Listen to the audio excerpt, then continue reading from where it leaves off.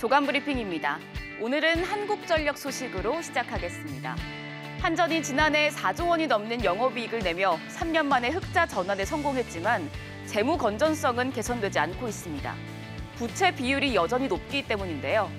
한전 부채는 지난 2016년 말부터 작년까지 4년 동안 27조 원 넘게 증가했습니다. 그런데 향후 4년 동안 부채가 27조 원이 더 늘어날 것이란 한전 자체 분석이 나왔는데요. 한전의 2020년부터 2024년 중장기 재무관리 계획에 따르면 2024년 한전 부채는 159조 4천억여 원으로 늘어납니다. 정부의 정책을 이행하는 데 드는 비용이 한전에 큰 부담이 될 것이란 우려의 목소리가 나오는데요. 한전공대 설립 운영 비용 1조 원에 더해서 재생에너지 확대 재정을 투입하게 되면 한전의 재정난이 심해질 가능성이 높아 보입니다.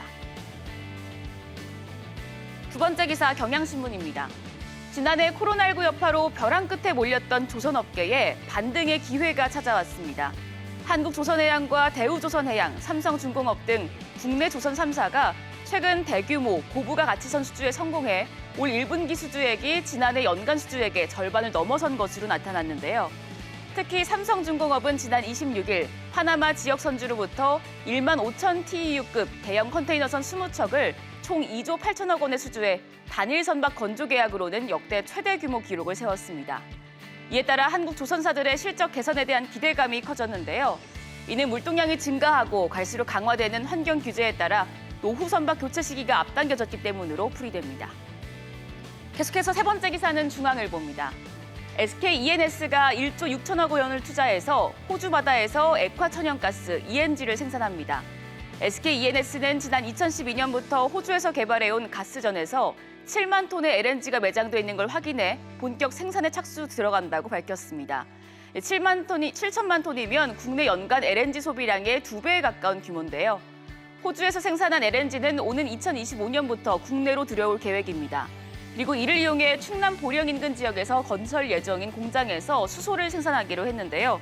회사 측은 친환경성을 높여 온실가스 감축에 기여하고 ESG 경영도 적극 실천할 것이라고 밝혔습니다. 한편 형제 간 경영권 분쟁을 겪고 있는 한국타이어, 지주사인 한국엔컴퍼니에서 이변이 발생했습니다.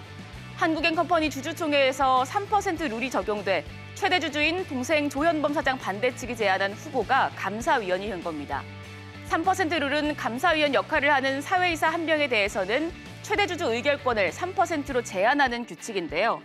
3% 룰에 따라 이번 감사위원 선임에 형과 동생 모두 3% 지분 행사만 가능해졌고 여기에 소액주주 일부와 국민연금이 형의 손을 들어주면서 반격이 가능해졌습니다.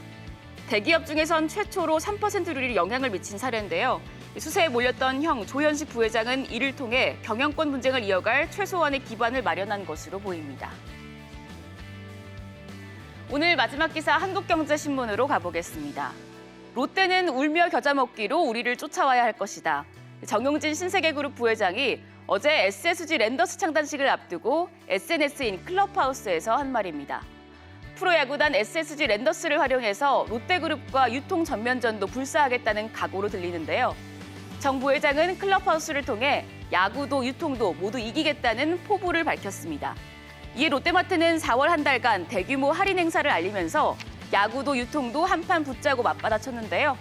다음 달 3일 인천 문학구장에서 열리는 롯데 자이언츠와 SSG 랜더스의 개막전을 계기로 신세계와 롯데 두 유통명가의 대결이 치열해질 전망입니다. 지금까지 조간 브리핑이었습니다.